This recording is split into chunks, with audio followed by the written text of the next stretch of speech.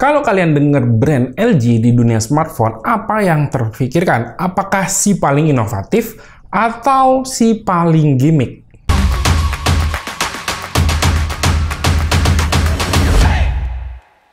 Hai, apa kabar? Ya, jadi di video kali ini saya tuh mau bahas mengenai pengalaman saya menggunakan HP ini, LG Wing, selama 2 minggu ke belakang.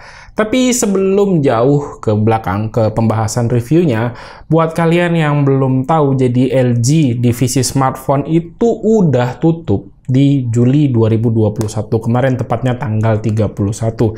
Jadi ya LG Wing ini adalah handphone akhir-akhir dari kejayaan si LG tersebut. Ya, jadi handphone ini adalah rilisan tahun sekitar menjelang akhir tahun 2020.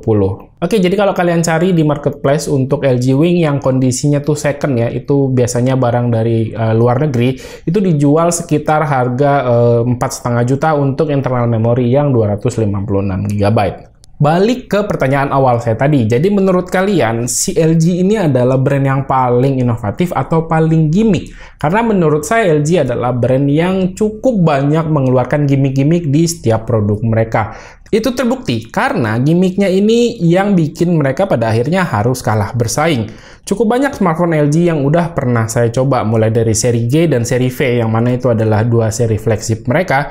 Terus saya juga udah pernah nyobain seri Q yang merupakan seri entry level, sampai hari ini nyobain yang LG Wing ini. Ada benarnya, tiap megang HP LG itu nemu sesuatu yang baru, yang unik, dan sulit ditemukan di brand lain. Seperti layar yang bisa muter di LG Wing ini, rasanya tuh nggak ada brand lainnya menggunakan metode ini.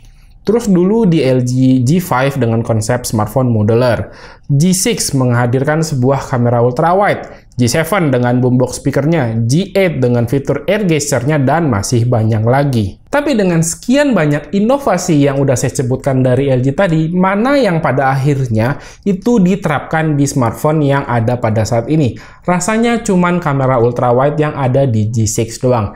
Yang lainnya ya masih berupa gimmick-gimmick semata. Cuman ya di satu sisi, saya sebagai tech enthusiast itu justru menunggu hal-hal seperti ini. Kira-kira tuh teknologi apa yang akan muncul dari smartphone LG. Jadi tiap perilisan smartphone tuh nggak ngebosonin kayak ya 1 tahunan ke belakang ini. Tapi anyway, dengan banyaknya gimmick yang dibuat sama LG, tampaknya ini tuh nggak begitu direspon positif oleh pasar. Dan ya akhirnya gimmick-gimmick ini juga nggak terlalu berguna dalam penggunaan harian. Di skenario LG Wing misalnya, penggunaan layar muter dan juga secondary screen ini yang berguna itu bagi saya. Misalnya saya lagi pas bikin racikan part PC yang di-request sama subscriber saya. Dan layar keduanya ini biasanya saya buka aplikasi kalkulator untuk menghitung totalan dari rakitan PC tersebut. Jadi di atas notes-nya, di bawah itu kalkulator. Selebihnya ya bakal lebih sering tertutup dan menggunakan layar utama aja.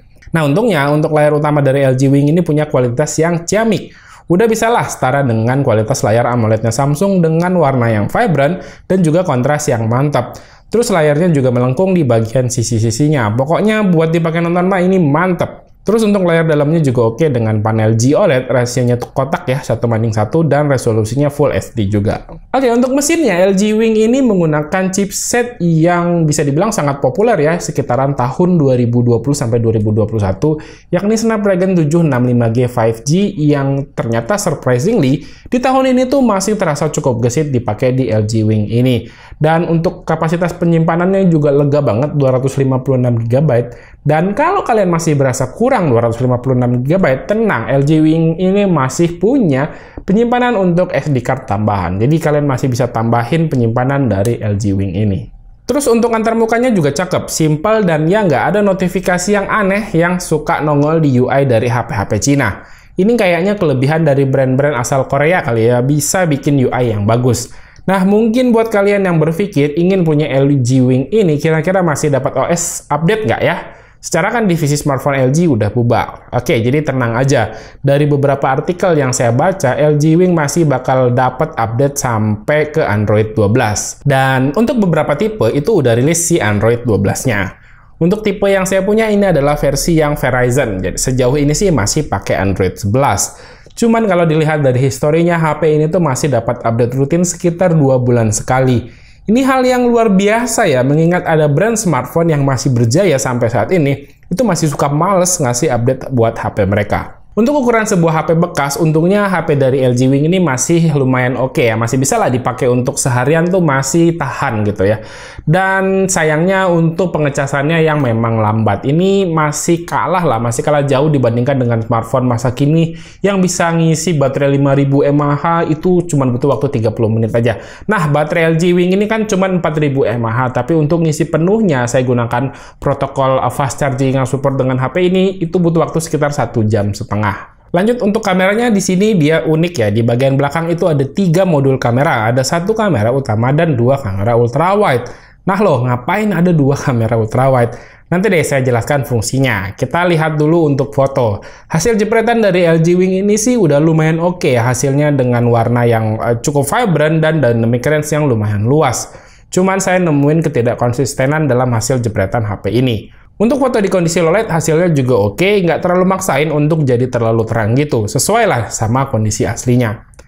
Nah, 2 kamera ultrawide dari LG Wing ini adalah gunanya untuk mengaktifkan gimbal mode saat penggunaan kamera dengan posisi layar terbuka.